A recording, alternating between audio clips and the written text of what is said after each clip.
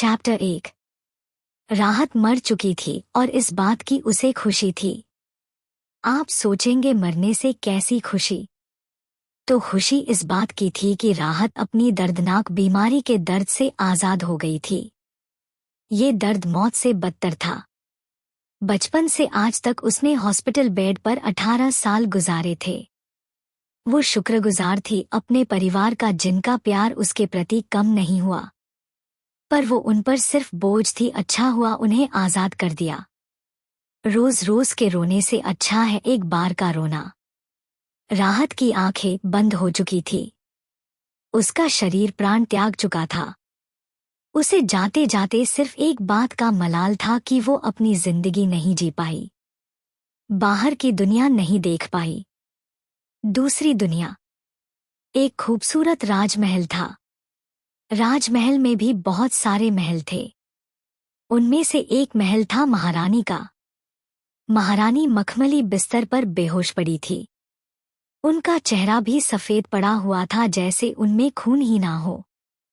एक दासी चिंता भरे चेहरे के साथ बिस्तर के पास खड़ी थी और एक 5 साल छोटा सा बच्चा महारानी को पकड़कर बिलख रहा था। रोते रोते उसका चेहरा लाल पड़ गया था। रानी माँ उठिए ना, रानी माँ, हम पुनः ऐसी गलती नहीं करेंगे, रानी माँ। उस मासूम बच्चे को देखकर किसी का दिल भी पसीज जाए।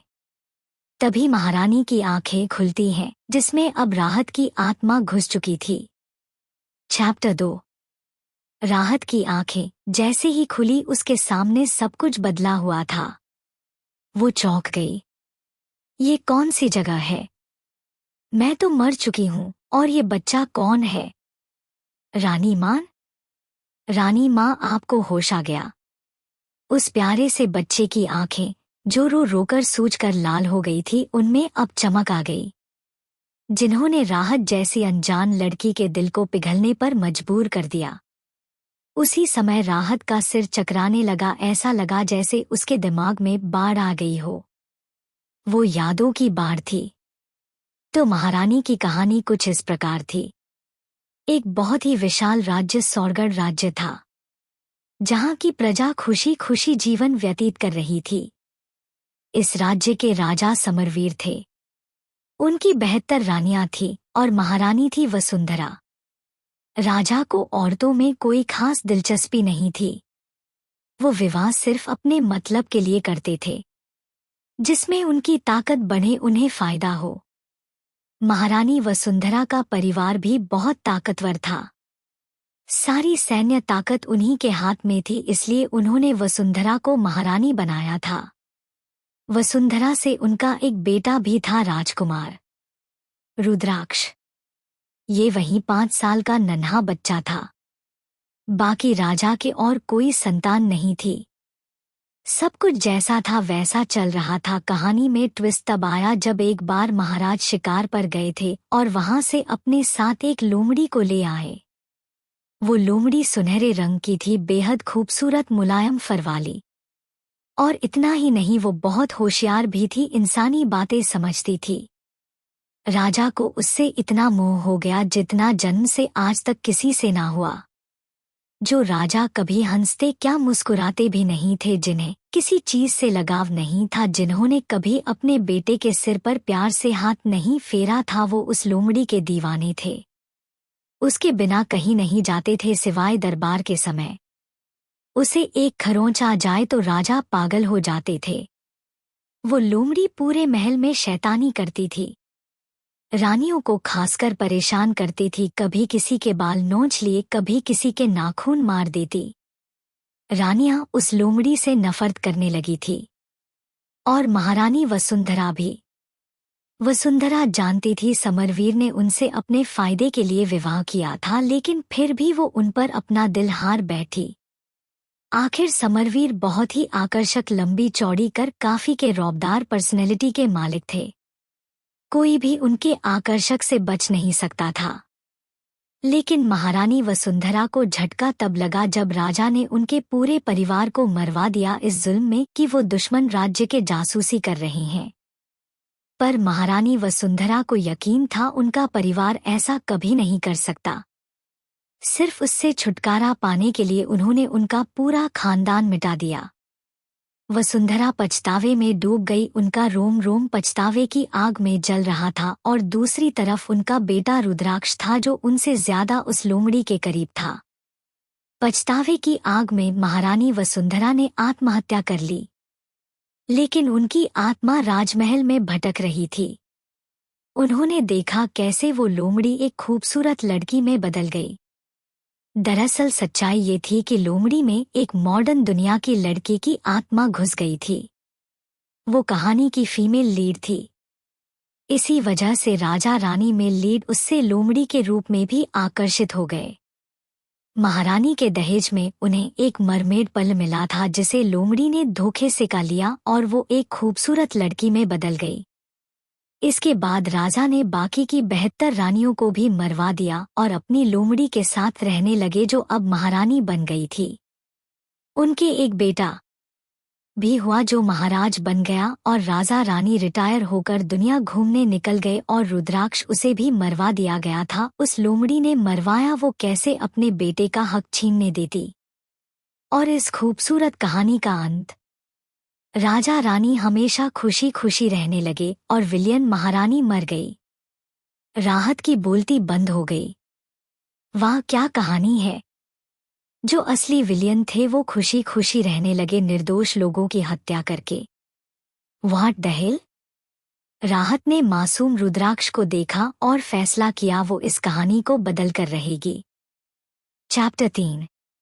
रानी माँ आपको क्या हो गया? छोटा रुद्र राहत को हिलाते हुए बोला। राहत ने उठने की कोशिश की लेकिन उसके शरीर में बहुत कमजोरी थी, उससे उठा भी नहीं जा रहा था। रुद्र ने राहत को उठाने के लिए पूरी ताकत लगा दी कि उसका गोल चेहरा लाल पड़ गया। ये देखकर राहत के दिल में ममता जाग गई और वो खुद भी शॉक रह गई। शायद ये इस शरीर की फीलिंग्स थी जो इस बच्चे से जुड़ी थी। हे भगवान, अगर कहीं भेजना ही था तो नॉर्मल जिंदगी तो देते। ये क्या है? मैं 18 साल अखंड सिंगल पवित्र आत्मा सीधे 5 साल के बच्चे की मां बन गई। दासी की मदद से राहत उठकर बैठी। रानी माँ हम बहुत डर गए थे, हमें लगा आप हमें छोड़कर चली जाएंगी। हम वादा करते हैं हम पढ़ाई करेंगे और खेलने बिल्कुल नहीं जाएंगे, छोटा रुद्र सिसकते हुए बोला।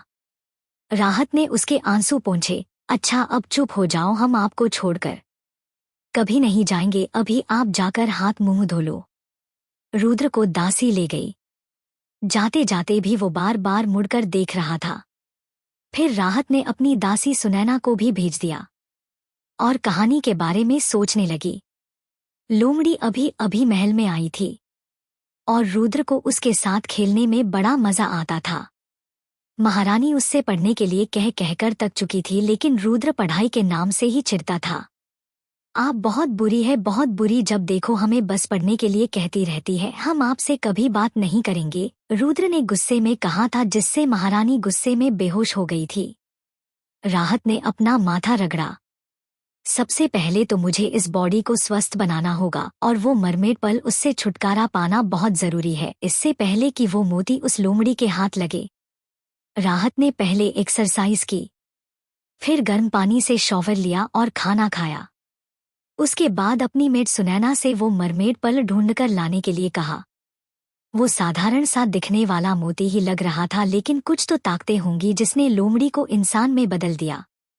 राहत ने उस मोती को बड़े से पत्थर से कुचल दिया जब तक कि उसका पाउडर नहीं बन गया और फिर उसके फूंक मारकर उड़ा दिया। सुनैना हैरान रह गई। महारानी जी, ये आपने क्या किया? 1000 सालों में ये एक ही मोती होता है। ये तो और भी अच्छी बात है। राहत मन ही मन हंसी, फिर सीरियस फेस बनाकर बोली, हमें बोरियत हो रही थी इसलिए फोड़ दिया। सुनैना का मुंह खुला रह गया।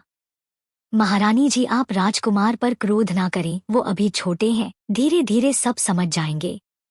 राहत ने सुनैना की ओर नजरें उठाई। सुनैना एकदम से घुटनों के बल गिर पड़ी। माफ महारानी, माफ कर दीजिए, हमने अपनी सीमा पार कर दी। राहत ने याद किया कहानी में उसके मरने के बाद सुनैना ने बदला लेना चाहा। उसने उस लोमड़ी को जहर देने की कोशिश की लेकिन राजा समरवीर को पता चल गया और उल्टा उन्होंने सुनैना को ही वो जहर पिला दिया। उठो सुनैना। सुनैना खड़ी हो गई। राजकुमार का जीवन साधारण बच्चों जैसा कैसे हो सकता है। राजकुमार को शाही कपड़े पहनने को मिलते हैं, शाही भोजन मिलता है, कड़ी सुरक्षा मिलती है, लेकिन इसके बदले राजकुमार की भी जिम्मेदारियां होती है। वो इस राज्य के होने वाला महाराज है। आप चिंता ना करें महारानी, एक दिन राजकुमार आपकी बातों को जरूर समझेंगे। अगले कुछ दिनों तक राहत अपने महल में रहकर ही अपनी सेहत सुधार रही थी। इस बीच वो किसी से नहीं मिली। जो रानियां उससे मिलने आती थी उन्हें भी निराश होकर वापस लौटना पड़ता था। कुछ दिनों बाद राहत पूरी तरह स्वस्थ महसूस करने लगी। तब उसने राजकुमार रुद्राक्ष को बुलवाया। छोटा सा रुद्र जब अंदर आया, उसका चेहरा लाल था, बाल पसीने से भीगे हुए थे और शाही पोशाक पर सुनहरे बाल थे। राहत की आंखें छोटी हो गई। रुद्र, आप फिर उस लोमड़ी के साथ खेल रहे थे? नहीं रानी माँ, रुद्र की नजरें नीची हो गई। हम आपको खेलने से मना नहीं करेंगे। क्या? सच में रानी माँ? आप सबसे अच्छी है। रुद्र ने राहत के पैरों को पकड़ लिया और अपना सिर रगड़ने लगा। राहत नीचे झुकी और रुद्र को अलग किया। लेकिन हमारी एक शर्त है। हमें आपकी हर शर्त स्वीकार है। खेलने से पहले आप पढ़ाई करेंगे। ज्यादा नहीं, एक कविता याद करनी है और निबंध लिखना है। ठीक है रानी माँ, हम कर लेंगे। याद रखना, हम आज शाम को होमवर्क देखेंगे। सच्चे मर्द कभी अपना वादा नहीं तोड़ते। रुद्र ने अपनी छाती ठोंकी। हम कार्य करके ही खेलने जाएंगे। ठीक है, जाओ अब। राहत ने सोच समझकर ये फैसला किया था। जितना रेत को मुट्ठी में भींचने की कोशिश करोगे उतना ही वो हाथ से फिसलती जाएगी। रुद्र के साथ भी कुछ ऐसा ही था। धीरे धीरे ही उसे अपनी जिम्मेदारियों का एहसास कराना होगा। जब से वो लोमड़ी राजमहल में आई थी, महाराज समरवीर जो पहले महीने में एक बार किसी ना किसी रानी के कक्ष में रात को जाते थे, अब वो भी बंद कर दिया था। राहत तो खुश ही थी, उसे किसी के साथ सोने में कोई इंटरेस्ट नहीं था। रात को उसने सुनैना को आदेश दिया, आजकल महल में मोटे मोटे चूहे घूम रहे हैं, बड़ा सा चूहेदान लगा दो। जी महारानी। शाम को रुद्र ने अपना होमवर्क दिखाया। सब कुछ देखने के बाद राहत ने सिर हिलाया। बहुत अच्छे, लेकिन लोमड़ी के साथ खेलते समय सतर्क रहना, किसी भी खतरनाक जगह पर मत जाना। जी रानी माँ। ठीक है, अब जाओ। शुभरात्रि। शुभरात्रि रानी माँ। सुनैना, हमारा बिस्तर तैयार कीजिए, हम सोना चाहते हैं। परंतु महारानी, आज महीने की 15 तारीख है, महाराज आते ही होंगे। वो नहीं आएंगे। सुनैना को अपनी महारानी के लिए बहुत लगा, शायद महाराज ज्यादा व्यस्त होंगे। राहत मखमली बिस्तर पर आंखें बंद करके लेटी ही थी, तभी जोर की आवाज आई, महाराज पधार रहे हैं। राहत एकदम से उठकर बैठ गई और अपने सिर पर चुनरी डाल ली। महाराज समरवीर भारी कदमों के साथ अंदर आए। वो 25 साल के लग रहे थे। मॉडर्न दुनिया में भी वो किसी मॉडल से कम नहीं लगते। उनके आते ही जैसे तापमान में गिरावट आ गई। महारानी सो रही थी। आप भूल गई, आज 15 तारीख है। राजा समरवीर सर्द आवाज में बोले। राहत ने मन ही मन समरवीर को 1000 गालियां दे डाली। गधा कहीं का, जब नहीं आना चाहता था तो क्यों आया, और आकर उल्टा मुझे सुना रहा है। दरअसल समरवीर को मजबूरी में आना पड़ा। आज दरबार में महारानी वसुंधरा के दादाजी ने कहा था कि वो अपनी पत्नी को समय नहीं दे रहे। जब तक उस बुढ़े के पास सेना थी, महाराज के पास उनकी बात मानने के अलावा कोई विकल्प नहीं था। आते वक्त स्वर्णा, लोमड़ी जिसे महाराज स्वर्णा बुलाते थे, उनके पैरों से लिपटी हुई थी। उसकी गोल गोल आंखों में आंसू थे। वही जानते थे कैसे वो दिल पर पत्थर रखकर आए थे, और ये महारानी सो रही थी। हमारे कपड़े उतारिए, महाराज ने अपनी बाहें फैला दी। राहत का मन तो किया इस आदमी के कपड़े ही नहीं, इसकी अकड़ भी निकाल दे। उसने जैसे तैसे समरवीर का रोब उतारा। समरवीर पीठ फेरकर सो गया। राहत ने जहां चैन की सांस ली कि इस आदमी का उसे छूने का इरादा नहीं है, वहीं उसकी आंखें गुस्से में लाल हो गई इस आदमी का ठंडा रवैया देखकर। पीठ फेरकर तो ऐसे लेटा है जैसे बच्चा आसमान से टपका था। हुना, राहत भी उसकी तरफ पीठ करके लेट गई, लेकिन आधे से ज्यादा बिस्तर पर तो इस सन की राजा ने ही कब्जा कर लिया था। बहुत मुश्किल से राहत की आंख लगी और तभी रात में एक जानवर की जोरदार चींक से सबकी नींद खुल गई। ये चीख किसी जानवर के रोने जैसी भी थी और ऐसा भी लग रहा था जैसे कोई लड़की दर्द में चिल्ला रही हो। समरवीर एकदम से उछल पड़ा। स्वर्णा! उसे राहत का भी ध्यान नहीं रहा और उसके पैर पर पैर रख दिया तो राहत ने दूसरे पैर से समरवीर की कमर पर लात मार दी, जिससे समरवीर सीधे फर्श पर। लेकिन इस समय तो उसे सिर्फ वो चीख सुनाई दे रही थी। सुनैना के हाथ से लालटेन लेकर उसने सब जगह ढूंढा और खिड़की के नीचे स्वर्णा दिखी, जिसका आगे के पैर चूहेदान में फंस गया था और उसका कांटा उसके पैर में धंस गया था। उसका पूरा पैर लहूलुहान हो रखा था। चैप्टर 4। स्वर्णा को चूहेदान में फंसा देखकर समरवीर बुरी तरह घबरा गए। वो महारानी वसुंधरा पर चिल्लाए, देख क्या रही है? तुरंत वैद्य जी को बुलाइए। राहत ने सुनैना को इशारा किया जो तुरंत बाहर भाग गई। महाराज को इतना चिंतित किसी ने कभी नहीं देखा था। स्वर्णा बहुत ही पिटीफुल लग रही थी। उसकी गोल गोल काली आंखों में आंसू थे और वो समरवीर को देखकर आवाजें निकाल रही थी। समरवीर का दिल छलनी हो रहा था। वो आगे बढ़कर उसका पैर निकालना चाहता था लेकिन डर था कहीं और चोट ना लग जाए। राहत ने जब उस सुनहरी लोमड़ी को देखा तो यकीन कर पाना मुश्किल था कि इस लोमड़ी में लड़की की आत्मा है जो मॉडर्न दुनिया से उसी की तरह यहाँ ट्रांसमाइग्रेट हुई है। समरवीर गुस्से में महारानी पर चिल्लाने लगे, इतनी खतरनाक चीज महल में क्यों लगा रखी है आपने? राहत ने मासूमियत से पलके झपका दी, कुछ दिनों से एक मोटा शैतान चूहा घूम रहा था इसलिए हमने चूहेदान लगवा दिया, लेकिन हमें ये समझ नहीं आ रहा कि ये लोमड़ी यहाँ क्या करने आई थी, वो भी इतनी रात को। समरवीर की बोलती बंद हो गई। स्वर्णा उसे ही देखने आई थी, ये वो कैसे कह सकते थे? समरवीर ने स्वर्णा का सिर सहलाया और बेहद प्यार से उसे तसल्ली देने लगे, वैद्य जी बस आते ही होंगे। वहीं स्वर्णा इस राजा को कोस रही थी, ना ये राजा यहाँ आता ना ही वो उसके पीछे पीछे यहाँ तक आती और इस चीज में फंसती। उसका पैर है, भगवान मुझे दूसरी दुनिया में भेजा तो ठीक है, लेकिन इंसानी शरीर तो दे देते, लोमड़ी का ही शरीर बचा था क्या मेरे लिए?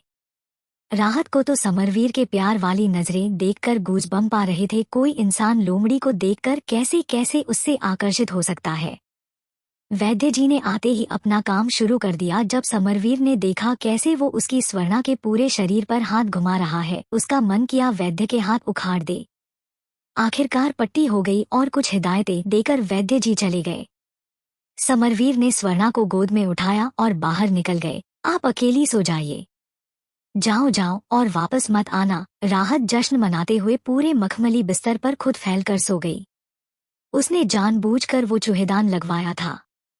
कहानी के मुताबिक लोमड़ी की आदत थी रानियों के महलों में ताका झांकी करने की, छिपकर उनकी बातें सुनने की, और राहत उसे अपने महल से कोसों दूर रखना चाहती थी।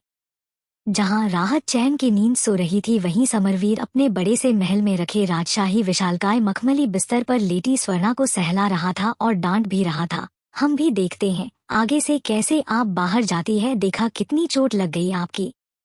क्या जरूरत थी महारानी के महल में जाने की? उनकी डांट में भी प्यार था। स्वर्णा कूदकर उनकी गोद में चढ़ गई और अपनी जीभ से उसकी हथेली चाटने लगी, जिससे समरवीर का गुस्सा तो छूमंतर हो गया, लेकिन एक अलग समस्या ने जन्म ले लिया। वो था उनका सेल्फ कंट्रोल, जिसे वो खोते जा रहे थे। 25 सालों में किसी औरत के छूने से भी उन्हें ऐसा असर नहीं हुआ था जो स्वर्णा के एक लिक से हो गया। उनके शरीर का तापमान बढ़ने लगा। उन्होंने स्वर्णा को अपनी गोद से उतारकर बिस्तर पर लिटा दिया। सो जाओ अब।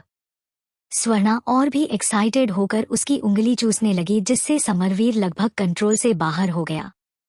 बस करो अब, सो जाओ जल्दी से। स्वर्णा को नींद आ गई। समरवीर खुद को काबू नहीं कर पा रहा था। वो सीधे रानी सोनाली के महल में पहुंचे और उन्हें धर दबोचा। महारानी वसुंधरा की तो वो शक्ल नहीं देखना चाहते थे। वैसे समरवीर चाहे कितना ही सख्त और हृदयहीन था, लेकिन बिस्तर में बहुत डोमिनेटिंग था। रानी सोनाली जब तक बेहोश नहीं हो गई, समरवीर ने उन्हें नहीं बख्शा। सब खत्म होते ही वो आत्मग्लानि से भर उठे। ये क्या हो गया हमसे? स्वर्णा को अगर पता चला वो बहुत दुखी होगी। रानी सोनाली को बिना ढके ही वो वापस अपने महल की ओर भागे। स्वर्णा को सोते देख उन्होंने चैन की सांस ली। चैप्टर 5। समरवीर ने जब स्वर्णा को गहरी नींद में सोते हुए देखा, उसने राहत की सांस ली। वो खुद नहीं समझ पा रहा था एक जानवर के प्रति इतना आकर्षण कैसे मुमकिन है, लेकिन दिल के कोने में विश्वास भी था कि ये कोई साधारण लोमड़ी नहीं है, हो सकता है कोई जादुई परी हो। समरवीर पूरी शिद्दत से स्वर्णा को इंसानी रूप में देखना चाहता था। यहाँ सुबह सुबह रुद्र महारानी के महल में आ पहुंचा। उसकी गोद में सफेद रंग का झबरीला पपी था। ये पपी राहत का ही आइडिया था। शुक्रिया रानी माँ। राहत ने कुर्सी पर बैठने का इशारा किया और खुद भी उसके सामने बैठकर बोली, स्वर्णा को चोट लग गई है, इसलिए कुछ दिनों तक वो आपके साथ नहीं खेल पाएगी। आप इस पपी से खेल लेना, लेकिन एक बात को हमेशा ध्यान रखना, पढ़ाई के साथ साथ ये पपी अब आपकी जिम्मेदारी है। आपको इसकी जरूरतों का और साफ सफाई का पूरा ध्यान रखना होगा। स्वर्णा को चोट लगी है, चिंता की बात नहीं है। उसके पैर में चोट है तो वो कुछ दिनों के लिए उछल कूद नहीं कर पाएगी। आप भी उसे परेशान नहीं करना, वरना महाराज नाराज हो जाएंगे। ठीक है रानी माँ, और हमने जो कहा उसे याद रखना। ये पपी भी नन्ही सी जान है, इसके अंदर भी भावनाएं हैं। अब इसकी हर जरूरत की जिम्मेदारी आपकी है। जी रानी माँ, हम इसे बहुत प्यार से रखेंगे और इसे कोई तकलीफ नहीं होने देंगे। शाबाश। अपनी रानी माँ के साथ नाश्ता करके रुद्र पपी को लिए चला गया। तभी सुनैना ने खबर दी, महारानी सभी महलों की रानियां आपसे मिलना चाहती है, बुलाइए उन्हें। जी महारानी। राहत महारानी की शाही कुर्सी पर बैठ गई। जैसे ही सभी रानियां अंदर आई, राहत की तो आंखें ही चुंधिया गईं। एक से बढ़कर एक खूबसूरती, कोई नाजुक कली जैसी, कोई हॉट ब्यूटी तो कोई मासूम। हर एक रानी खूबसूरती की मिसाल थी। महारानी की जय हो। सभी रानियां एक साथ सिर झुकाकर बोली, बोलिए कैसे आना हुआ। राहत ने अपनी आवाज में थोड़ा रोब लाने की कोशिश की, जैसा असली वसुंधरा बोलती थी। महारानी जी कल रात महाराज रानी सोनाली के साथ थे, एक रानी बोली। उसकी आवाज में जलन साफ थी। राहत के एक्सप्रेशन नॉर्मल रहे, लेकिन अंदर से वो हैरान थी। कल रात स्वर्णा को जख्मी हालत में छोड़कर वो राजा इलू इलू कर रहा था। तभी पहरेदार की आवाज आई, रानी सोनाली पधार रही है। और इसी के साथ रानी सोनाली हल्के कदमों से अंदर आई। उनकी चाल आज ज्यादा ही धीमी थी, लेकिन चेहरा गुलाबी हो रखा था। ये देखकर सभी रानियां आंखों से चाकू घूरे चलाने लगी। महारानी की जय हो, हम देर से आने के लिए क्षमा चाहते हैं। ठीक है रानी सोनाली, कल 15 तारीख थी, महारानी की रात, महाराज आपके महल में कैसे जा सकते हैं। एक रानी ने कुढ़ते हुए सोनाली और महारानी के बीच फूट डालने की कोशिश की। रानी सोनाली ने घबराकर महारानी वसुंधरा को देखा। महारानी जी हमें क्षमा कीजिए, हम नहीं जानते कैसे आधी रात को अचानक ही महाराज हमारे कक्ष में आ गए और उन्हें तरह तरह से सताने लगे। कल रात की बात याद करके रानी सोनाली के गाल लाल हो गए। ये देखकर बाकी रानियों के सिर के ऊपर से भी काला धुआं निकलने लगा। राहत ने ये देखकर दुखी मन से सिर हिलाया। इतनी खूबसूरत जवान औरतें हैं और सभी एक आदमी के पीछे एक दूसरे से बिल्लियों की तरह लड़ने को तैयार हैं। उस एक आदमी ने इन सब मासूमों की जिंदगी बर्बाद कर रखी है। अगर प्यार नहीं था फिर इन सब से विवाह क्यों किया। राहत ने सभी रानियों के नाम जाने और फिर उन्हें वापस भेज दिया। एक दूसरे की शिकायतों के अलावा वो कोई काम की बात नहीं कर रही थी। इससे अच्छा वो एक्सरसाइज ही कर ले। राहत ने पूरी जिंदगी बिस्तर पर गुजारी थी, अब जब उसे ये स्वस्थ शरीर मिला था, इसकी कद्र उसे सबसे ज्यादा थी। एक स्वस्थ शरीर ही हमारे जीवन का आधार है। शरीर स्वस्थ होगा तो कितनी भी बड़ी मुश्किल हो पार हो ही जाएगी। राहत के दिमाग में एक खुराफाती आइडिया आया और वो महाराजा के महल की तरफ बढ़ गई। जब वो अंदर आई तो देखा स्वर्णा विशालकाय मखमली शाही बिस्तर पर अकेली बैठी एक बॉल से खेल रही है। उसके एक पैर पर पट्टी बंधी हुई थी, बाकी इसके अलावा वो कभी तंदुरुस्त लग रही थी। राहत को देखते ही स्वर्णा उसे दांत दिखाने लगी। उसे इस महारानी से सबसे ज्यादा नफरत थी, क्योंकि ये समरवीर की मुख्य पत्नी थी। ऊपर से इस औरत की वजह से उस रात उसका ये हाल हुआ। तभी महाराज वो आए और महारानी को देखते ही उनकी भौहें सिकुड़ गई। आप यहाँ क्या कर रही है। महाराज की जय हो। हम्मा। समरवीर बिना राहत को देखे बिस्तर पर बैठकर स्वर्णा का सिर सहलाने लगे। बदले में स्वर्णा भी उनकी उंगली चूसने लगी। राहत ने अपने हाथों पर आए गूजबम्स को रगड़ा। तुमने कुछ नहीं देखा राहत, कुछ नहीं देखा। मैं एकदम सीधी सादी पवित्र आत्मा हूँ। कुछ कहना है आपको? हम ये औषधि देने आए थे, इससे जख्म जल्दी भर जाते हैं। राहत ने एक शीशी मेज पर रख दी। धन्यवाद। ऐसा कहकर भी समरवीर ने एक नज़र महारानी को नहीं देखा, बल्कि स्वर्णा के मुलायम फरों में उंगलियां घुमाता रहा। इससे वो कभी नहीं थक सकता था। और कुछ कहना है? महारानी को वहीं खड़ा देख समरवीर झल्ला गया था। राहत ने एक सिसकी ली, जैसे अपने आंसू आंखों में ही रोक रही हो, और दर्द भरी आवाज में बोली, महाराज, कल रात आप रानी सोनाली के महल में गए थे। समरवीर के भाव एकदम बदल गए। उन्होंने डरते हुए स्वर्णा को देखा, जो उसे अपनी गोल गोल आंखों से घूरते हुए अपनी पीठ फेरकर बैठ गई थी और जोर जोर से अपनी पूंछ हिला रही थी, जिससे साफ था वो गुस्से में थी। तो अब हमें आपको बताकर जाना होगा कि हम किस रानी के महल में जा रहे हैं। यही कहना चाहती है आप? समरवीर राहत पर चिल्लाया। उसे इस महारानी पर बड़ा ही क्रोध आ रहा था। स्वर्णा के सामने सारी पोल खोल दी। हम चलते हैं। राहत ने स्वर्णा की तरफ देखा, जो उसे दांत दिखा रही थी, जैसे उसकी हालत पर हंस रही हो। समरवीर ने अपना हाथ हिलाया कि जल्दी निकलो यहाँ से। राहत अभी दरवाजे तक ही आई थी कि जोर की आवाज सुनी। उसने देखा स्वर्णा ने दवाई की शीशी गिरा दी थी, जो चकनाचूर हो गई थी। समरवीर ने उसे अपनी गोद में उठाया और हंसते हुए कहा, अगर आपको महारानी की लाई हुई चीजें पसंद नहीं है तो हम आगे से नहीं लेंगे, ठीक है?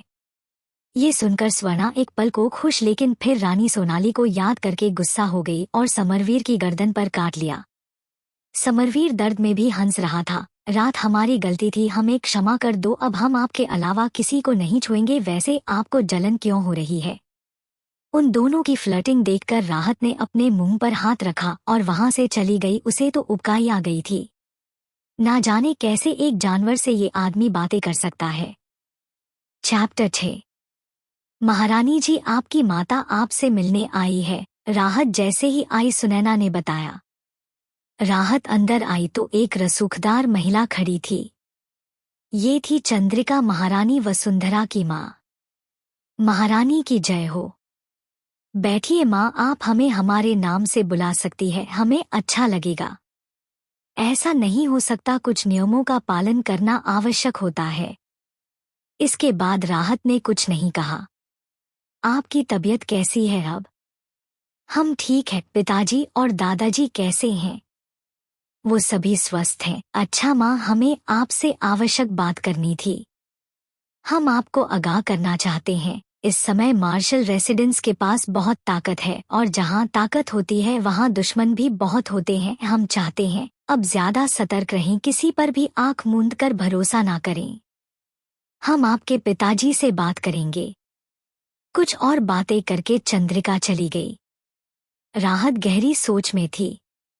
जब तक उसका परिवार स्वस्थ है और उनके हाथ में सैन्य ताकत है, समरवीर उसका चाहकर भी कुछ नहीं बिगाड़ सकता। इसलिए वो उसके परिवार को निपटाने के लिए कोई ना कोई घटिया हरकत जरूर करेगा। इसलिए उसने ये चेतावनी दी थी। शाम को रुद्राक्ष पपी को गोद में लिए अपना होमवर्क दिखाने आया। रानी माँ, पिताजी हमारा कार्य क्यों नहीं देखते? रुद्र निराश होकर बोला। वो भी अपने पिता का प्यार पाना चाहता था और आज तक उसके लिए तरसता आया था। रुद्र, यहाँ बैठो। राहत ने उसे बेड पर बिठाया और गंभीर रूप में समझाने लगी। आप पढ़ाई महाराजा के लिए नहीं, हमारे लिए नहीं, आप अपने लिए कर रही हैं। आपको एक काबिल श्रेष्ठ इंसान बनना है। जी रानी माँ। रुद्र ने सिर झुका लिया, लेकिन उसके नन्हे मासूम चेहरे पर उदासी अभी भी थी। राहत कैसे समझाती, उसके पिता ने उसे जन्म जरूर दिया है, लेकिन प्यार कभी नहीं दे सकते। अगले दिन राहत ने अपने मायके से अपने बड़े भाई के बेटे तेज को महल में बुला लिया। तेज रुद्र से 2 साल बड़ा था। समरवीर ने जब उसके परिवार को मरवाया था, तब इस 5 साल के बच्चे को भी नहीं छोड़ा था। पीढ़ियों से जो परिवार किसी के आगे नहीं झुका, समरवीर ने अपने स्वार्थ के लिए न सिर्फ उनका मान सम्मान कुचल डाला, बल्कि उनका नामो निशान मिटा दिया। उनका वंश चलाने वाला भी नहीं छोड़ा। तेज एक बलशाली दिखने वाला, सख्त चेहरे वाला बच्चा था। राहत ने जब रुद्र को उससे मिलवाया, रुद्र तो सांतवे आसमान पर पहुंच गया। राहत ने चैन की सांस ली। उसे बच्चे पालने का कोई एक्सपीरियंस नहीं था, लेकिन उसका आइडिया काम कर गया। रुद्र इतने विशाल महल में बहुत अकेला था, इसलिए उस लोमड़ी के साथ समय व्यर्थ करता था। लेकिन अब उसके जीवन को नई दिशा मिल गई थी। राहत ने रुद्र और तेज के लिए नियम बना रखे थे, कितने समय तक खेलना है, कितने समय तक पढ़ना है। शाम का खाना दोनों बच्चे राहत के साथ ही करते थे। धीरे धीरे रुद्र राहत के करीब आने लगा था। रानी माँ की जगह अब उसे माँ ही कहता था। रुद्र, तेज, क्या आप दोनों स्वर्णा के साथ खेल रहे हो? नहीं माँ, स्वर्णा तो महाराज के कक्ष से बाहर ही नहीं निकलती। उचित है, परंतु आगे भी स्वर्णा के साथ खेलते समय सावधान रहना। आप चिंता मत करिए माँ, हमारे लिए तेज भैया और हमारा पपी ही बहुत है। अगले दिन रोती बिलखती शिकायतों का अंबार लिए रानियों को देखकर राहत का सिर चकराने लगा। ये क्या मुसीबत है? सबसे ज्यादा रोना तो वसुंधरा को चाहिए। ना सिर्फ वो राजा की मुख्य पत्नी है, लेकिन उसे इतनी सारी औरतों के साथ ना केवल अपने पति को बांटना है, बल्कि अगर पति किसी रानी के पास नहीं गया तो भी उसे ही अपने पति को समझाना है कि पति जी, आपने इस रानी के साथ रात क्यों नहीं गुजारी? जाइए उसके साथ। 3/4 75% मस्ती कीजिए। ये कैसी परंपरा है यहाँ की? महारानी तो केवल नाम की रह गई है। महारानी से ज्यादा बटलर के काम है वसुंधरा के। इतनी सारी रानियों को संभालो, इस महल को संभालो, बच्चे को भी अकेले संभालो। राहत ने अपनी भौहों पर उंगलियां घुमाई और फिर मुस्कुराकर बोली, आप सब यहाँ आने की जगह महाराज के पास क्यों नहीं जाती? उनके लिए अच्छा अच्छा भोजन बनाइए, उन्हें रिझाने का प्रयास कीजिए। ये सुनते ही सब रानियां ऐसे गायब हो गई जैसे गधे के सिर से सींग। राहत हंसने लगी। अब आएगा मजा जब वो लोमड़ी इतने सारे लव राइवल्स देखेगी। चैप्टर 7। स्वर्णा ने जब मटकती लहराती खूबसूरत रानियों का लाया हुआ खाना देखा, वो लगभग गुस्से में फटी पड़ी। क्या जरूरत थी इस आदमी को इतनी सारी औरतों से शादी करने की? ये तो मॉडर्न दुनिया में भी सभी प्लेबॉय को फैल कर देता। जितना स्वर्णा को गुस्सा आ रहा था, उससे कहीं ज्यादा जलन हो रही थी। इतनी सारी खूबसूरत रानियों के सामने मैं कैसे टिक पाऊंगी? अगर वो इस लोमड़ी के शरीर में ना होती तो अब तक इस राजा को अपना बना चुकी होती। स्वर्णा ने सारा खाना कूद कूद कर खराब कर दिया, नीचे गिरा दिया। समरवीर हंसने लगा। आप इतनी प्यारी कैसे हो सकती है? एक तो वो गुस्से में जल रही थी और ये पागल हंस रहा है। स्वर्णा ने समरवीर की उंगली पर दांत गड़ा दिए। वो गुस्से में थी और सच में जोर से काटा था। समरवीर की उंगली से खून बहने लगा। समरवीर ने उंगली मुंह में रख ली। उसकी खुशबू का एहसास करके समरवीर का दिल तेजी से धड़कने लगा। महाराज के साथ इतना दुस्साहस? महाराज, आप कहें तो हम अभी इसे दंड देते हैं, एक सेवक गुस्से में बोला। समरवीर ने उसे ऐसे घूरा कि जिंदा जला देगा। इसे 20 कोड़े लगाए जाए। जो आज्ञा महाराज। दूसरा सेवक पहले वाले सेवक को घसीटते हुए ले गया। समरवीर तो उन सबके जाने का ही इंतजार कर रहा था। उनके जाते ही समरवीर ने स्वर्णा को गोद में उठाया और प्यार भरी धमकी दी, अब तो आपने हमें सजा भी दे दी, लेकिन दोबारा ऐसा किया तो हम भी सजा देंगे। स्वर्णा की आंखों में डर समा गया और उसकी आंखें आंसुओं से भर गई। ये देखकर समरवीर घबराकर बोला, हम तो मजाक कर रहे थे, हम आपको कैसे सजा दे सकते हैं? आपने रोना बंद नहीं किया तो हम आपको किस कर लेंगे। ये शब्द खुद ब खुद समरवीर के मुंह से निकल गए। वो खुद भी शर्मिंदा हो गया। स्वर्णा ने उसके गाल पर जीभ फिराई, जिससे फिर समरवीर आपे से बाहर होने लगा। उसने स्वर्णा को नीचे रखा और काम का बहाना करके निकल गया। लेकिन हमने गलत क्या कहा? वो सेवक असंतुष्टि से बोला, तुम जानते नहीं हो क्या महाराज के लिए वो लोमड़ी महारानी से भी अधिक अजीज है, अपनी जान प्यारी है, तो आगे सोच समझकर बोलना। दूसरा सेवक बोला। 20 कोड़े खाकर वो सेवक बेहोश हो गया था। महारानी जी, हमें अभी अभी खबर मिली है, महाराज ने अपने सेवक को 20 कोड़ों की सजा दी है। सुनैना कक्ष में आकर बोली। क्यों? मैं अभी पता लगाती हूँ। रहने दो, आप अपना काम कीजिए। जी महारानी। राहत के होठों पर टेढ़ी मुस्कान खेल गई। वो ऑलरेडी समझ गई थी बात जरूर स्वर्णा से ही जुड़ी होगी। समरवीर औरों को तकलीफ देकर अपने प्यार का सबूत देना चाहता है। ठीक है, मैं भी देखती हूँ ये प्यार कब तक टिकता है। अगर समरवीर के पास ये राजमहल ना हो, उसकी ताकत ना हो, क्या तब भी स्वर्णा उसका साथ निभाएगी? माँ देखिए, हमने काम कर लिया, क्या अब हम खेलने जाएं? रुद्र पपी को गोद में लिए तेज के साथ उसके पास आया। ठीक है, जाओ, संभल कर खेलना, अपना ध्यान रखना। जी माँ। अभी कुछ ही देर हुई थी कि रुद्र भागता हुआ आया। रानी माँ, रानी माँ, वो महाराजा तेज को मार डालेंगे, जल्दी चलिए। कहाँ है वो? बगीचे में। राहत ने रुद्र को गोद में उठाया और तेज कदमों से बगीचे की ओर बढ़ गई। सामने का दृश्य देखकर उसकी आंखों में खून उतर आया। चैप्टर 8। राहत ने देखा बगीचे के बीचों बीच समरवीर स्वर्णा को गोद में लिए बैठा है और उसके सामने जमीन पर तेज गिरा पड़ा था और एक सैनिक उस पर कौड़ा मारने ही वाला था कि राहत जोर से बोली, खबरदार, अगर तेज को किसी ने हाथ लगाया हम उसकी जान ले लेंगे, ये महारानी वसुंधरा का वचन है। सैनिक एकदम से रुक गया और समरवीर को देखने लगा। राहत ने रुद्राक्ष को नीचे उतारा और आगे बढ़कर बोली, महाराज, तेज से कोई गलती हुई है। समरवीर के चेहरे पर सर्द भाव थे। एक हाथ से वो स्वर्णा के ऊपर हाथ फेर रहा था। ये बदतमीज बालक राजकुमार रुद्राक्ष के साथ मिलकर पूरे महल में शैतानी कर रहा था। क्या महारानी को लगता है रुद्राक्ष ही राजा बनेगा? इसलिए पहले से ही उसके समर्थक जुटा रही हैं। हमने ही तेज को बुलाया था, रुद्र यहाँ बहुत अकेले हो गए थे, उनके साथ खेलने वाला कोई नहीं था। समरवीर हंसा, रुद्राक्ष राजकुमार है, वो खेलने कूदने के लिए नहीं बने। कुछ लोगों की किस्मत में अकेले रहना ही लिखा होता है। पहरेदारों, इस पिल्ले को मृत्यु दंड दिया जाए। पहरेदारों ने तुरंत पपी को घेर लिया और उसे लाठी डंडे से मारने लगे। वो पपी जो सिर्फ 2 महीने का था तुरंत ही खून से लथपथ हो गया। माँ, उसे बचाइए, माँ, हमारे पपी को बचा लीजिए। रुद्र जोर जोर से रोने लगा, लेकिन राहत के पास पपी को बचाने का कोई उपाय नहीं था। वो पहले ही तेज की जान बचा चुकी थी, अब अगर समरवीर के खिलाफ गई तो वो सभी मारे जाएंगे। पपी ने तड़प कर दम तोड़ दिया।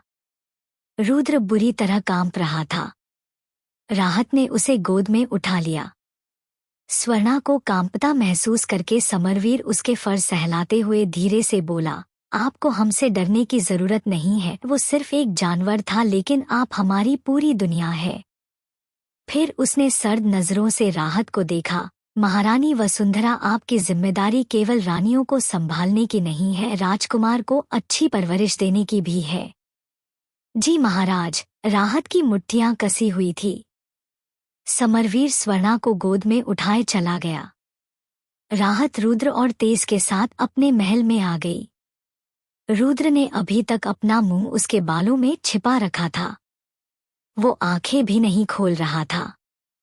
उस पपी की मौत का रुद्र के मासूम दिल पर गहरा सदमा लगा था। बुआ जी, हमें क्षमा कर दीजिए, हम रुद्र की रक्षा नहीं कर पाए। तेज सिर झुकाए बोला, पहले हमें बताइए हुआ क्या था। तेज ने सब कुछ बता दिया। तेज और रुद्र बगीचे में पपी के साथ खेल रहे थे कि तभी स्वर्णा वहां आ गई। उन्हें खेलते देख वो भी उनमें शामिल हो गई। जब समरवीर उसे ढूंढते हुए आया और स्वर्णा को पिल्ले के साथ खेलते कूदते देखा, उसका पारा चढ़ गया। वो जलन से भर गया। उसने पपी को लात मारी और स्वर्णा को गोद में उठा लिया। रुद्र इतने दिनों बाद अपने पिता को देखकर बहुत खुश था, लेकिन इससे पहले कि वो कुछ कहता समरवीर उस पर बरस पड़ा कि उसमें संस्कार नहीं है। वो जंगली आवारा बच्चों की तरह व्यवहार कर रहा है। उसमें राजकुमार होने के कोई गुण नहीं है। जब समरवीर को पता चला तेज महारानी वसुंधरा के बड़े भाई का बेटा है, वो कहने लगा कि तेज बड़ा है, इसलिए रुद्र की गलतियों की जिम्मेदारी उसकी है। और इस तरह रुद्र भागता हुआ राहत के पास आया। राहत समझ गई थी आज समरवीर ने उस पपी को नहीं मारा बल्कि उसे चेतावनी दी है, उसके मायके वालों को चेतावनी दी है। जितना सोचा था ये सन की राजा उससे भी ज्यादा खतरनाक निकला। इतनी सारी पत्नियों को छोड़कर, अपने बच्चे को छोड़कर एक लोमड़ी पर वो अपनी जिंदगी की सारी भावनाएं उड़ेलने को तैयार है। ठीक है फिर राजा समरवीर, अब तुम्हारा यही प्यार तुम्हारा अंत बनेगा और तब तुम पछताओगे, बहुत पछताओगे, लेकिन तुम्हें दोबारा पलट कर देखने का मौका भी नहीं मिलेगा। चैप्टर 9। रुद्र राहत की गोद में रोते रोते ही थक कर सो गया। तेज को राहत ने उसके कमरे में भेज दिया था। रात को रुद्र तेज बुखार में तपने लगा। राहत इसके लिए तैयार थी, लेकिन ठंडे पानी की पट्टी से भी बुखार नहीं उतर रहा था। इससे राहत भी घबरा गई। उसने वैद्य जी को बुलवाना ही ठीक समझा। वैद्य जी ने आकर रुद्र को कोई औषधि खिलाई। महारानी महाराज को बुलाएं क्या? सुनैना घबराकर बोली। महाराज सो रहे होंगे, उन्हें परेशान करने की जरूरत नहीं है। ये सारा कांड तो उसी का किया धरा है, राहत ने मन ही मन सोचा। जहां समरवीर का बेटा बुखार में तप रहा था, वहीं समरवीर स्वर्णा को देख रहा था, जो आज उसे डरी हुई नजरों से देख रही थी। समरवीर को लगा जैसे किसी ने उसका दिल मुट्ठी में भींच लिया हो। स्वर्णा इतना तो जानती थी कि ये राजा उसके प्यार में पागल है, पर फिर भी आज जो उस पपी के साथ हुआ वो डर गई थी। आखिर इस समय तो वो भी एक जानवर के शरीर में ही थी। समरवीर उठकर स्वर्णा के पास आया तो स्वर्णा फुदक कर पीछे हो गई। आपको हमसे डरने की जरूरत नहीं है, जब आप किसी और के साथ होती है हमें बिल्कुल अच्छा नहीं लगता। आप सिर्फ हमारी है, सिर्फ हमारी। स्वर्णा का दिल जोरों से धड़कने लगा। जब समरवीर ने देखा वो शांत हो गई है, उसने स्वर्णा को गोद में उठा लिया और उसके फरों को सहलाकर बोला, भले ही आप एक लोमड़ी है, लेकिन हमने कभी आपको लोमड़ी नहीं समझा। हमें हमेशा से ही लगता है आप हमारी सोलमेट हैं और सिर्फ हमारे लिए इस दुनिया में आई है। हम आपसे बहुत प्यार करते हैं। स्वर्णा को एहसान हुआ उसे समरवीर से नहीं डरना चाहिए। आज जो हुआ वो सब समरवीर ने उसके लिए ही तो किया था। अगर समरवीर उस दिन जंगल में उसे ना खोज लेता तो जरूर वो अब तक किसी का शिकार हो गई होती। ऐसा सोचकर उसने समरवीर की उंगली चूसी और माफी मांगने वाली नजरों से उसे देखने लगी। आप अब गुस्सा नहीं है? समरवीर मुस्कुराकर बोला। हंसते हुए वो और भी ज्यादा हैंडसम लगता था। स्वर्णा उसे देखती रह गई। उसके कान लाल हो गए। क्या हम बहुत हैंडसम हैं? स्वर्णा ने हाँ में सिर हिलाया।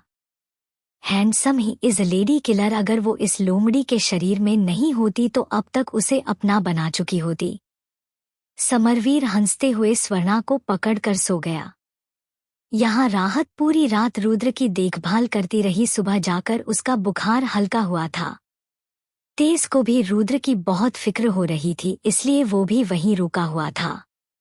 रुद्र ने आंखें खोली और कुछ देर खाली आंखों से राहत को देखता रहा। राहत डर गई कि बुखार रुद्र के दिमाग पर तो नहीं चढ़ गया। रुद्र अब कैसा लग रहा है, आप ठीक है? राहत ने उसे अपनी गोद में बिठा लिया और पानी पिलाया। माँ हमारा पपी, कहकर रुद्र की आंखों से फिर आंसू बहने लगे। तेज बेटा, आप भी जाकर नाश्ता कर लीजिए और सो जाइए, पूरी रात जागकर आपकी आंखें लाल हो गई है। तेज को सुनैना उसके कक्ष में ले गई। अब सिर्फ यहाँ रुद्र और राहत थे। रुद्र, आप यही सोच रहे हैं ना, हमने आपके पपी को क्यों नहीं बचाया? रुद्र ने सिर झुका लिया। हम सिर्फ एक को ही बचा सकते थे। क्या आप चाहते हैं हम पपी को बचाने के लिए आपके भैया तेज को मरने देते? नहीं माँ, तेज भैया को कुछ नहीं होना चाहिए, रुद्र एकदम से बोला और फिर उदास हो गया। पर हमारे पपी की क्या गलती थी? उसे तो कुछ नहीं पता था महाराज ने उसे क्यों मार डाला। क्यों? चैप्टर 10। क्यों महाराज ने उस निर्दोष जीव को मार डाला? आखिर क्यों? रुद्र बिलखते हुए बोला। आप सच में जानना चाहते हैं क्यों? हाँ माँ, हमें जानना है क्यों महाराज अपने लिए पालतू जानवर रख सकते हैं, लेकिन जब हमने रखा तो हम बदतमीज और बिगड़ैल बन गए। क्योंकि महाराज समरवीर इस राज्य के मालिक हैं, सारी सत्ता उनके हाथ में है। इस राज्य में रहने वाले हर इंसान, हर जीव जंतु की किस्मत भी उनकी मुट्ठी में है। वो जब चाहे जैसे चाहे किसी को भी मार सकते हैं। हमें भी उनके पास अपनी प्रिय वस्तु की रक्षा करने का सामर्थ्य है, क्योंकि उनके खिलाफ जाने की इजाजत किसी को नहीं है। क्या महाराज बनने से कोई गलत कार्य भी कर सकता है? क्या उनके लिए कोई सजा नहीं बनी? जब कोई गलत करता है तो सब महाराज से न्याय मांगते हैं, लेकिन जब महाराज ही गलत करे तो न्याय कौन देगा? राहत ने हैरानी से रुद्र को देखा और मुस्कुरा उठी। हमारे रुद्र बड़े हो गए हैं। लोग सच ही कहते हैं, हालात इंसान को कम उम्र ही परिपक्व कर देते हैं। रुद्र, हमारी एक बात हमेशा याद रखना, इस धरती पर जो भी जन्म लेता है उसे अपने कर्मों का फल जरूर मिलता है, चाहे वो राजा हो या रंक। इसलिए हमें हमेशा अच्छे कर्म करने चाहिए, कभी ऐसा कार्य नहीं करना चाहिए जिससे किसी को कष्ट पहुंचे। तो क्या महाराज को भी अपने गलत कर्मों की सजा मिलेगी? राहत ने रुद्र के सिर पर हाथ फेरा। हम आपसे वादा करते हैं, उन्हें सजा जरूर दिलवाएंगे। रुद्र राहत के गले लग गया। क्या महाराज हमें देखने आए थे? उसने कुछ उम्मीद से पूछा। राहत का दिल छलनी हो गया। जाने कोई कैसे इस प्यारे से बच्चे से दूर रह सकता है। वो जरूर पत्थर दिल ही होगा। लेकिन राहत रुद्र को झूठी उम्मीदें नहीं देना चाहती थी। उम्मीदें जब टूटती है तो दर्द बेनतहा होता है, जैसे उसका होता था। हर सर्जरी से पहले डॉक्टर कहते थे जरूर सक्सेसफुल रहेगी, वो दर्द से आजाद हो जाएगी, लेकिन वो दिन कभी नहीं आया। रुद्र, अपने पिता से उम्मीद लगाना छोड़ दीजिए, वो आपके लिए कभी नहीं आएंगे। रात को समरवीर गुस्से में भरा महल में आया। महारानी वसुंधरा, रुद्र की तबीयत खराब थी और आपने हमें बताया भी नहीं। दरअसल समरवीर को अपने बेटे की कोई फिक्र नहीं थी, बल्कि आज दरबार में जब महारानी वसुंधरा के पिता ने उन्हें रुद्र की तबीयत के बारे में पूछा, वो शर्मिंदा हो गए। मतलब महल में सबको पता है सिवाय उनके।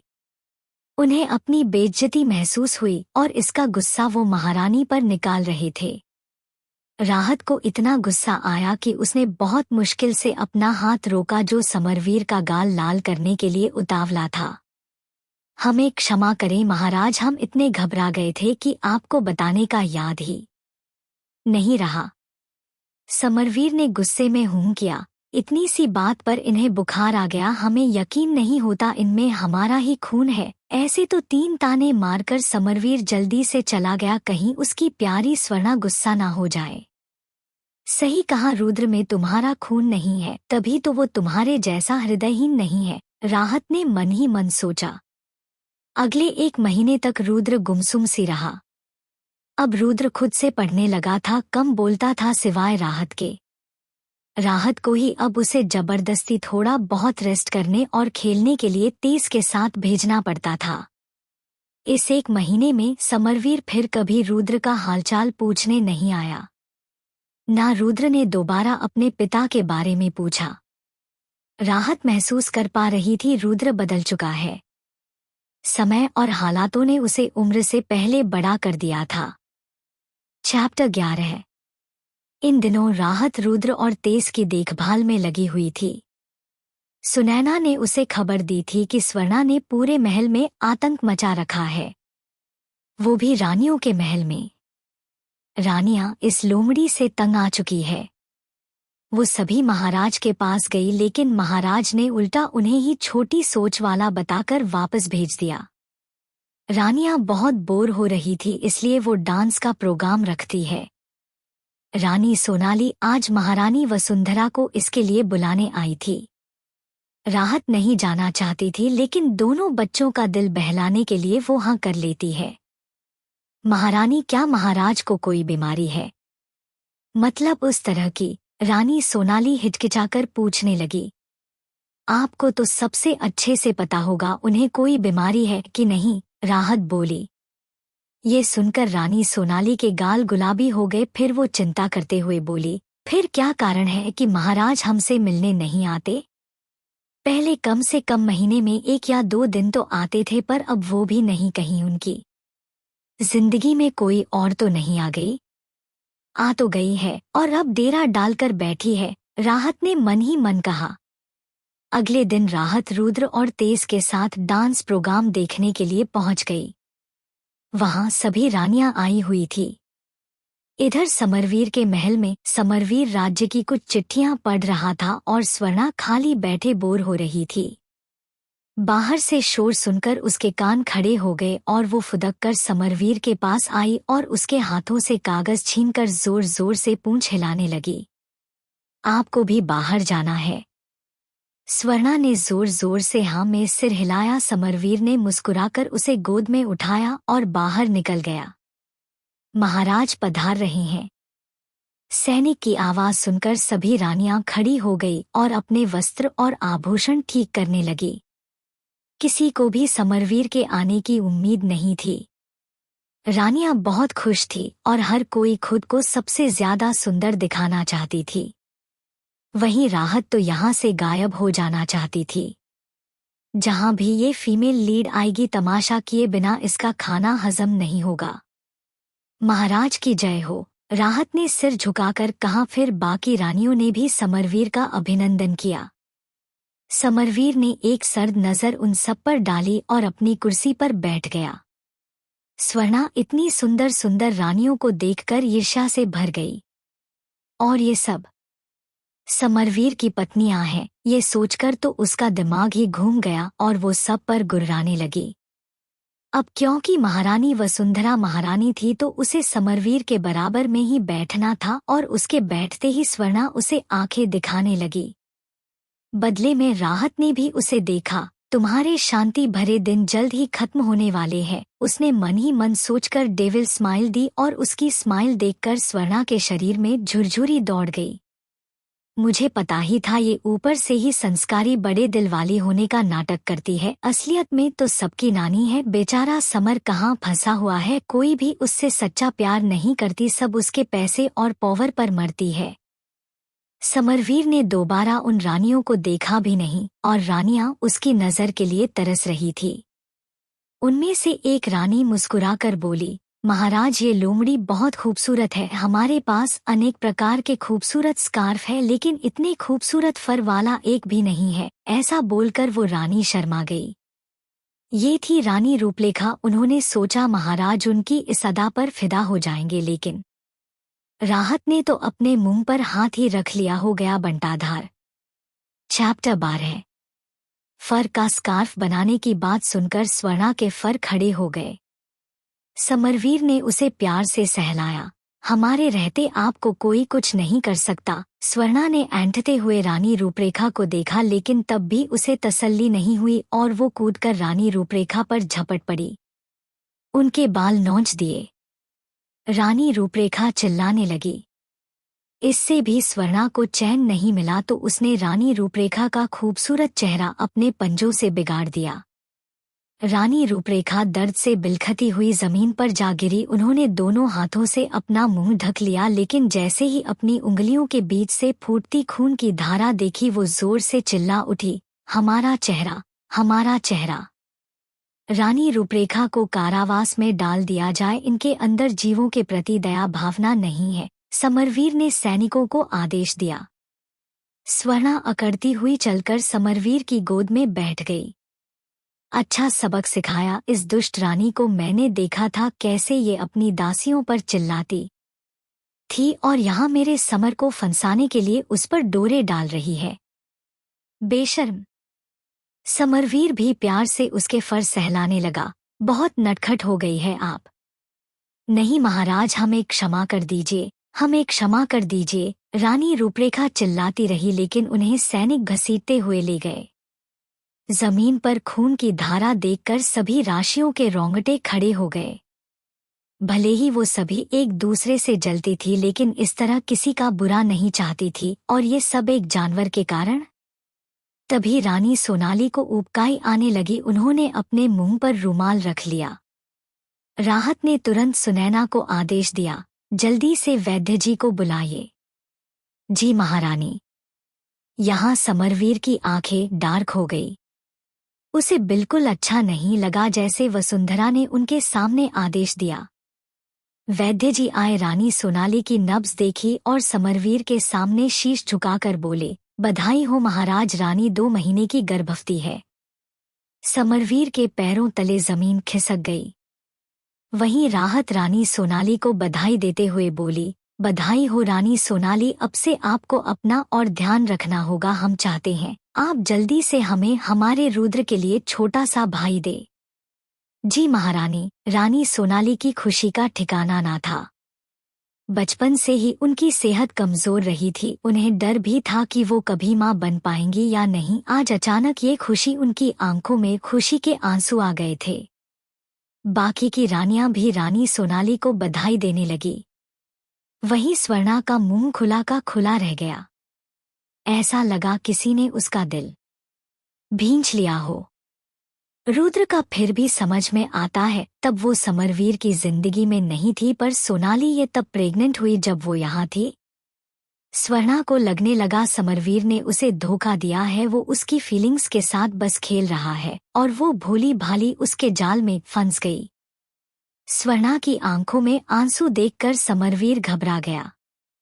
स्वर्णा गुस्से में नीचे कूद गई। जब उसने मुस्कुराती हुई रानी सोनाली को देखा, वो जलन में पागल हो गई। यहाँ उसका दिल जल रहा है और ये औरत खुशी से झूम रही है।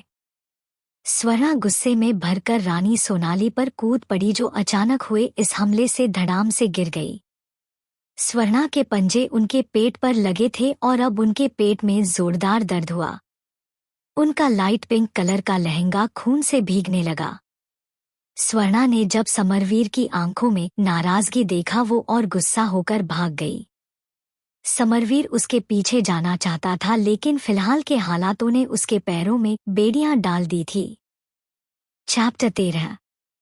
रानी सोनाली का गुलाबी लहंगा खून से लथपथ हो गया।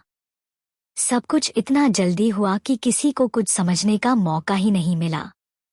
राहत ने रानी सोनाली को उठाकर कुर्सी पर बैठाया और वैद्य जी को बुलाने का आदेश दिया। रानी सोनाली ने समरवीर का हाथ पकड़ लिया, जिससे समरवीर की आंखों में घृणा के भाव आ गए, जिसे उसने अपनी आंखों में ही छिपाए रखा। महाराज, हमारे बच्चे को बचा लीजिए। समरवीर ने बस सिर हिला दिया। वैद्य जी आए और कुछ देर बाद सिर हिलाकर बोले, क्षमा करें महाराज, रानी सोनाली पहले से ही कमजोर थी, राजकुमार नहीं बच सके। ये खबर सुनते ही रानी सोनाली बेहोश हो गई। वहीं समरवीर के होठों पर टेढ़ी हंसी आ गई, जिसे उसने तुरंत छिपा लिया। रानी का स्वस्थ होना सबसे अनिवार्य है, उन्हें अच्छी से अच्छी औषधियां दी जाए। जी महाराज। महाराज, रानी सोनाली को गोद में उठाकर उनके महल में छोड़ दीजिए, राहत ने कहा। तब बड़े ही ना चाहने वाले एक्सप्रेशन के साथ समरवीर ने सोनाली को गोद में उठाया। ये देखकर राहत की मुट्ठियां कस गई। उस लोमड़ी को पूरे दिन गोद में उठाने से परेशानी नहीं है, लेकिन अपनी पत्नी को छूने में कांटे लग रहे हैं। रुद्र तेज, आप दोनों भी अपने अपने कक्ष में जाइए। राहत ने सुनैना को उन दोनों को ले जाने का इशारा किया, लेकिन रुद्र ने राहत का हाथ पकड़ लिया। कुछ कहना चाहते हैं आप? माँ, हमने महाराज को मुस्कुराते हुए देखा जब वैद्य जी ने कहा कि बच्चा मर गया। वो मुस्कुराए। माँ, हम सच कह रहे हैं, हमारा विश्वास कीजिए। हमें आप पर पूरा विश्वास है। अभी आप जाइए अम्मा। सुनैना दोनों बच्चों को लेकर चली गई। राहत की मुट्ठियां कस गई। ये आदमी इंसान के शरीर में हैवान है, हैवान। अपने बच्चे को तो जानवर भी प्यार करता है, पर ये जानवर कहलाने लायक भी नहीं है। समरवीर ने रानी सोनाली को बिस्तर पर लेटाया, लेकिन उसकी नजर बार बार खिड़की से बाहर जा रही थी। आखिर में वो कह ही उठा, महारानी वसुंधरा, हमें कुछ आवश्यक कार्य है। आप रानी सोनाली का ध्यान रखिए और कोई भी सूचना हो तो हमें तुरंत खबर कर देना। आज राहत समरवीर को यूं ही छोड़ देने के मूड में बिल्कुल नहीं थी। रुकिए महाराज, रानी सुनैना का बच्चा किसी दुर्घटना में नहीं मरा है बल्कि स्वर्णा ने मारा है। हमें रानी सुनैना को इंसाफ दिलाना होगा। स्वर्णा ने इस राज्य के राजकुमार की हत्या की है। समरवीर का चेहरा काला पड़ गया। वहीं सभी रानियां सांस थामे समरवीर के जवाब का इंतजार करने लगी। वो सभी भी महारानी वसुंधरा के पक्ष में थी। चैप्टर 14। समरवीर का चेहरा काला पड़ गया। उसने बात टालते हुए कहा, इस बारे में हम बाद में बात करते हैं। बाद में? महाराज, वो रानी सुनैना के साथ आपकी भी संतान थी और आप इतनी लापरवाही दिखाई रही हैं। बिल्कुल साफ है कि स्वर्णा ने इस राज्य के होने वाले राजकुमार की जान ली है, बदले में स्वर्णा की भी। महारानी, समरवीर चिल्लाया। सभी रानियों की हैरतंगेज नजरें देखकर उसे एहसास हुआ वो अपने आपे से बाहर हो गया है। उसने लंबी सांस लेकर खुद को शांत किया और बोला, हमें भी अपनी संतान के जाने का दुख है, परंतु स्वर्णा एक निर्दोष जानवर है। अब वो जानबूझकर तो किसी को नहीं मार सकती ना, और उसे मारने से क्या मिल जाएगा? क्या हमारी संतान के प्राण वापस आ जाएंगे? समरवीर ने ऐसे कहा जैसे वो सच्चाई का देवता हो। जानबूझकर किया या नहीं ये तो तुम मुझसे बेहतर जानते हो समरवीर। बस तुम्हें फर्क नहीं पड़ता तुम्हारे और स्वर्णा के प्यार के बीच। अगर तुम्हारी औलाद भी आ जाए तो तुम उसे भी मारने को तैयार हो। राहत मन ही मन बोली, ठीक है, अब आप अपने दिमाग पर ज्यादा जोर मत दीजिए और रानी सोनाली का ध्यान रखिए, हम चलते हैं। कहकर समरवीर वहां से निकल गया। महारानी, क्या ये बात यहीं खत्म हो गई? एक रानी आगे बढ़कर बोली। वो सभी हैरान थी कि महाराज एक जानवर को इतनी महत्वता कैसे दे सकते हैं। आप सभी भी जाइए और हाँ, जितना हो सके अपने महल में ही रहिए और उस लोमड़ी से दूर। जी महारानी। सभी रानियों के अंदर आज के हादसे से खौफ बैठ गया था। रानी सोनाली का खूब खून बहा था। अभी वो होश में नहीं आई थी। उनका चेहरा जो कुछ समय पहले ताजे गुलाब की तरह खिल रहा था, अब बेजान सा मुरझा गया था। वैद्य जी ने बताया था कि अब रानी सोनाली कभी मां नहीं बन पाएंगी। राहत ने अपनी पूरी जिंदगी में ऐसा निर्दयी इंसान नहीं देखा था। माना समरवीर स्वर्णा से बेइंतहा प्यार करता है, पागलों वाला प्यार करता है, लेकिन उसे औरों की जिंदगी से खेलने का लाइसेंस किसने दिया? क्यों इतनी सारी औरतों से शादी की? क्यों इन्हें यहाँ कठपुतली की तरह कैद कर रखा है? छोड़ देना इन सबको, कर दे आजाद, फिर रहे अपनी स्वर्णा के साथ। ये महल नहीं, काल कोठरी बन चुका था जहाँ कभी भी किसी की भी बलि दी जा सकती है। मुझे जल्द ही कुछ करना होगा, मैं और निर्दोष लोगों को मरने नहीं दे सकती। राहत के दिमाग में कुछ प्लान बनने लगा था। जब रानी सोनाली को होश आया, उनका हाथ अपने पेट पर चला गया और बच्चा बच्चा कहकर चिल्लाने लगी। राहत ने उन्हें शांत करने की कोशिश की तो वो उल्टा उस पर ही चिल्ला उठी। अब तो आप बहुत खुश होंगी ना? हम क्यों खुश होंगे? क्योंकि आपका पुत्र रुद्राक्ष ही राजा बनेगा, अब उसका कोई प्रतिद्वंद्वी नहीं होगा। राहत के चेहरे पर कठोर भाव आ गए। रानी सोनाली, भूलिए मत, हम महारानी वसुंधरा है और हमारा पुत्र हमेशा ज्येष्ठ ही रहेगा। राजगद्दी पर भी सबसे पहला अधिकार उसका ही रहेगा, चाहे फिर कितने ही राजकुमार पैदा हो जाए। और हम आपके बच्चे के मरने से खुश होंगे? अगर आप हमारे बारे में यही सोचती है तो आपकी सोच बहुत ही तुच्छ है। रानी सोनाली सन्न रह गई। रानी, जब से आप बेहोश हैं, महारानी वसुंधरा आपके पास ही है। उन्होंने महाराज से आपके लिए इंसाफ भी मांगा था। रानी सोनाली की दासी सर झुकाए बोली। रानी सोनाली पछतावे से भरकर बोली, हमें क्षमा कर दीजिए महारानी, उसकी जरूरत नहीं है, हम आपकी भावनाओं को समझते हैं। हमें उस लोमड़ी की लाश देखनी है, जैसे उसने हमारे बच्चे को मार डाला, हम भी उसे तड़पता हुआ देखना चाहते हैं। हमने इस बच्चे की कितने सालों से प्रतीक्षा की थी और अभी हमने उसे जी भरकर महसूस भी नहीं किया था कि हमारा बच्चा हमसे छीन लिया। रानी सोनाली बिलख उठी। आपकी इच्छा जरूर पूरी होगी, लेकिन उसके लिए आपको स्वस्थ होना होगा। अगर आप मर भी गई तो इस महल में किसी को कोई फर्क नहीं पड़ेगा, इसलिए सबसे पहले अपनी सेहत का ध्यान रखिए। तभी बाहर से सुनैना एक खबर लिए आई। महारानी जी, दोपहर से वो लोमड़ी लापता है। महाराज ने उसे ढूंढने के लिए पूरी सेना लगा दी है। राहत ने सोनाली की ओर देखा जो गुस्से में कांप रही थी। हम पर भरोसा रखिए, जो आप देखना चाहती है वो जल्द होने वाला है। राहत ने उनका कंधा थपथपाया और सुनैना के साथ बाहर निकल गई। महल के चप्पे चप्पे पर पहरेदार थे और लालटेन लिए खोज जारी थी। उनके चेहरे पसीने से भीगे हुए थे, क्योंकि अगर वो लोमड़ी नहीं मिली तो महाराज उनकी खाल उधेड़ देंगे। चैप्टर 15। आखिरकार स्वर्णा मिल ही गई। उसके धूल मिट्टी से गंदे हुए फर देखकर समरवीर को बहुत बुरा लगा। उसने स्वर्णा को साफ किया और गोद में उठा लिया। स्वर्णा छूटने के लिए झटपटाने लगी, लेकिन जब आजाद नहीं हो पाई तो समरवीर को गुस्से में घूरने लगी।